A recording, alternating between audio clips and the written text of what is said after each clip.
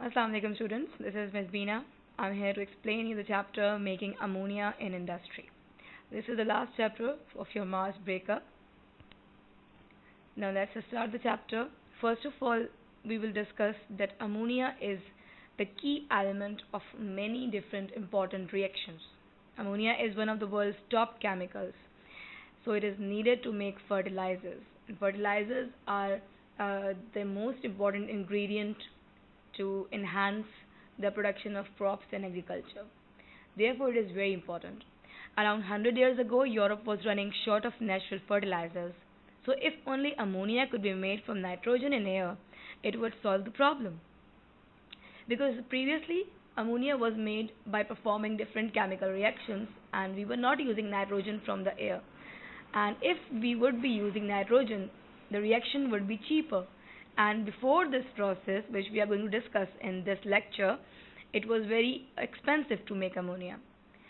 So, nitrogen gas is unreactive and its reaction with hydrogen is reversible.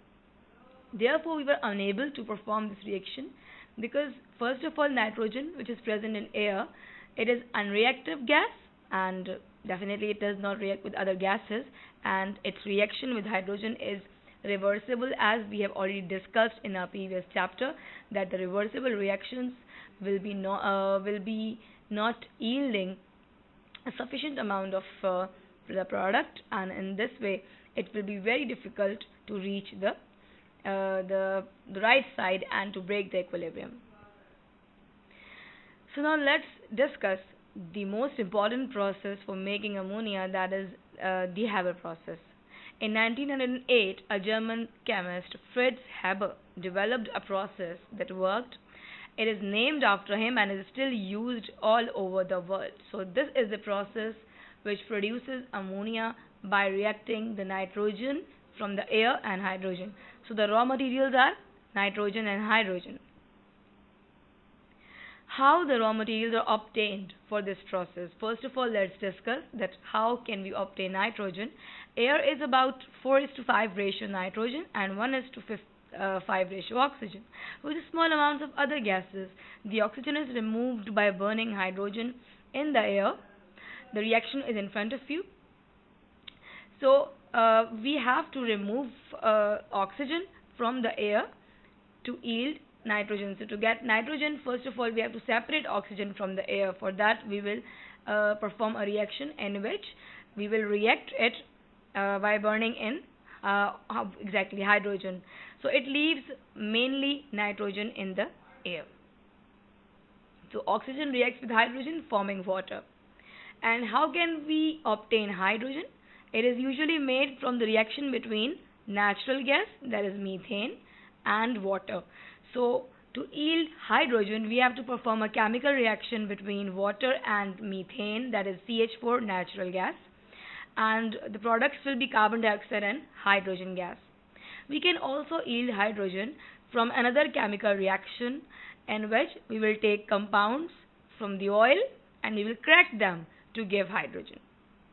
So it means that we will perform cracking of hydrocarbons and we can yield hydrogen. Cracking is the process in which we can break down large chained hydrocarbons, that is made of long chain carbons, and we can break them down into smaller chains. As the example is in front of you, C2H6 is converted into C2H4 and hydrogen. It means that hydrogen is separated and the molecule has become smaller. Now, steps of Haber process. We will discuss one by one what are the steps for this process. The raw materials are first of all mixed and scrubbed to remove impurities. So this is the first step in which we have taken the raw materials, nitrogen and hydrogen, we have mixed them and then we will scrub them. Scrub means that we are purifying them. We are separating all the impurities from these gases by moving them from the tank, and by providing them certain conditions, they will first of all purify. The gas mixture is compressed into a smaller space until it reaches a pressure of 200 atmosphere.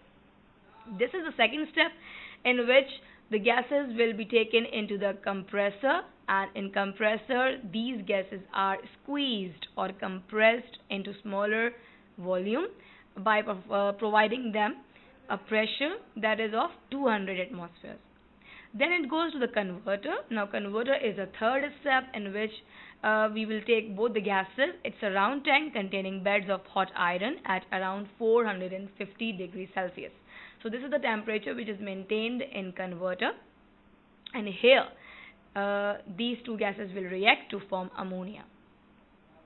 As you can see in this picture, that first of all we have taken nitrogen and hydrogen in the beginning, and then they are mixed together and they are scrubbed or purified.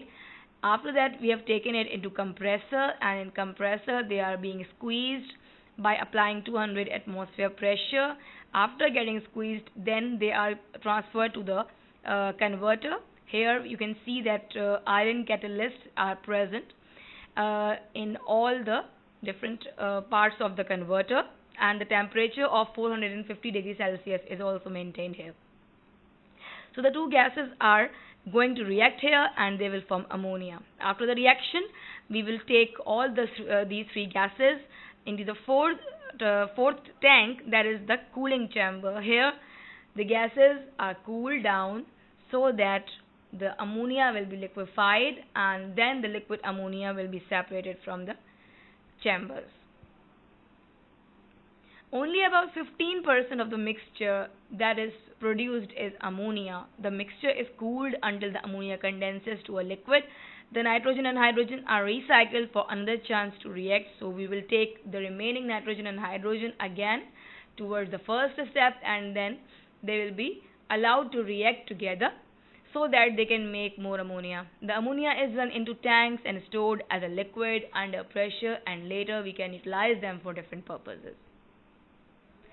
So here the Haber process is ended. I hope you all have understood it. Go through the chapter as well, read it and solve these questions.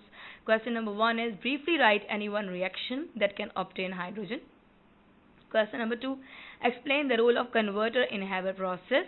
Question number 3, at what pressure and temperature ammonia is produced. Thank you students. Allah Hafiz.